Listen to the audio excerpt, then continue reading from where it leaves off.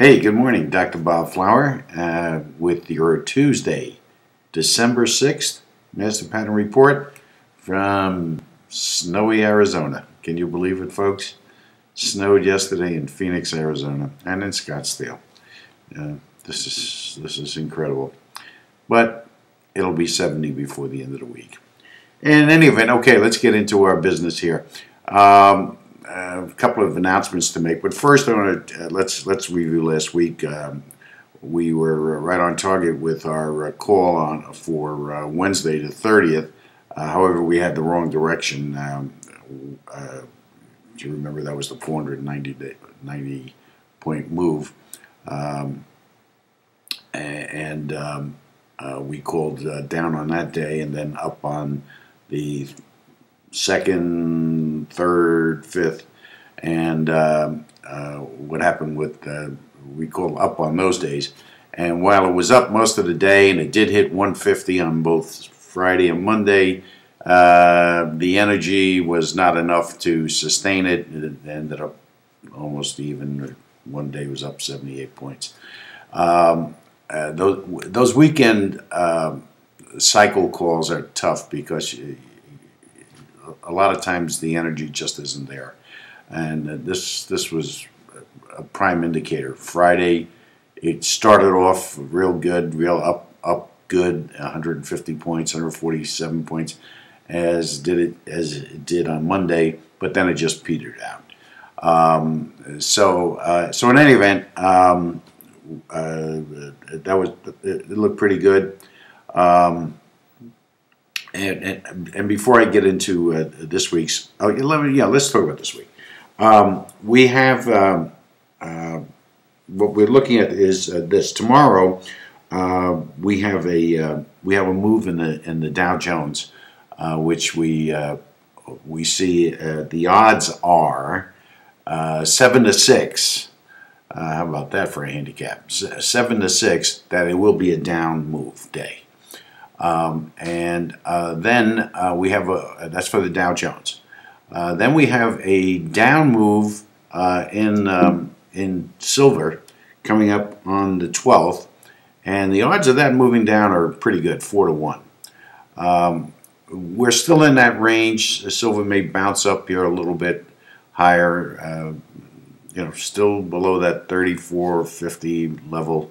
Not quite ready to break out yet. So you could look for some sort of a down move on the 12th. Okay. Announcements. If you remember, a couple of weeks ago, I mentioned that we do have an advisory committee to keep us honest and valid. And last week we made this big proclamation that we hit on a new format that we're now putting in place. It's not quite in place yet, but we're putting in place that will increase our directional calls, make them up to 80 to 90% accuracy. My advisory committee says we do not have enough data to make that claim. And my apologies. I have to now withdraw that proclamation temporarily, because I do think I have a lot of faith in what I see here. But they're advising me that that's not valid at this point in time because of the lack of data. So what we're going to do is as we're doing today, is we're going to give you odds on what we think the move is going to be. Okay? And in some cases, like in the silver call that we're talking about, although it's not a guarantee, it's not something that you should be betting your house on or betting a lot of money on, unless you have other sources of confirmation. But however, it is, as you will see, still a valid indicator that we think has a lot of merit and will increase our capabilities of making directional calls. Okay. One other announcement on the calls. We have we see a major move call January 9th. This is going to be equivalent to the November call and the September 8th call.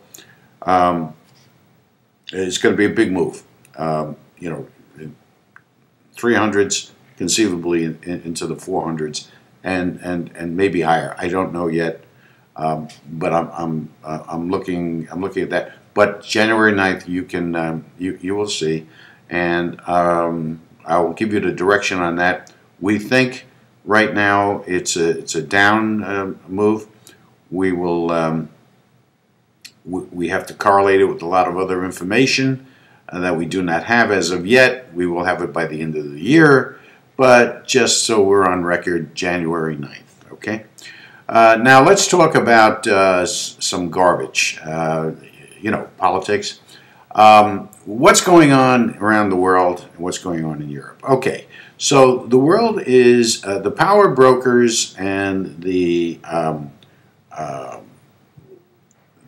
those in control of the universe are attempting to formulate a plan, which is in the works right now, to take control of the world and the world economies. Okay, one of the most obvious moves in this direction is what's going on in Europe and in Germany.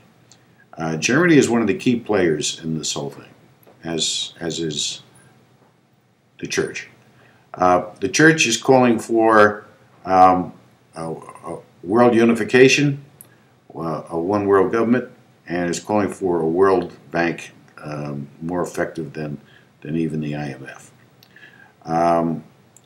Germany is playing a very dangerous game with the Euro market and all the Euro nations because they're not willing to go along with bailouts as are being prescribed.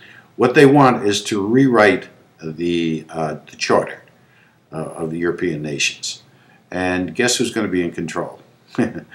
Now, look, I happen to like the fiscal discipline and the policies of the German government. However, I don't like the idea that we're going to have Germany dictating and ruling the entire Euro market. I don't like the idea of anybody being in that position. It just takes away from the character and substance of the whole concept. And so a lot of the power of the United States, economic power, is being generated overseas in South America and China and whatnot. So you got China as a major player, and I see a big battle coming up between China and Russia because while China has the economic power, Russia has the resource power, and when the world economy collapses, it's going to be the countries that have the resources to be able to sustain themselves that are going to prevail. And if we're crippled, we're going to get hurt. We're not going to get knocked out like a lot of countries will, like for instance what happened with Iceland, but we'll be hurt. China, Russia, Germany, Brazil. Watch Brazil. Brazil is becoming an economic power. That's why all the trouble in Venezuela and all those countries down there are turning very much socialistic.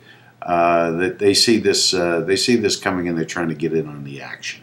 So keep that in mind. Keep your eyes open for this one world government that they've been trying to build for years, and watch it as it's unfolding. You're seeing history unfold at this time, and be mindful that this is what's going on, and that there very well may be a grab for your money or control of your money in what we conceive of as being the safest areas of investment. That's the way it is, folks. From beautiful, sunny Arizona, Dr. Bob, have a good week. We'll see you next week. Okay.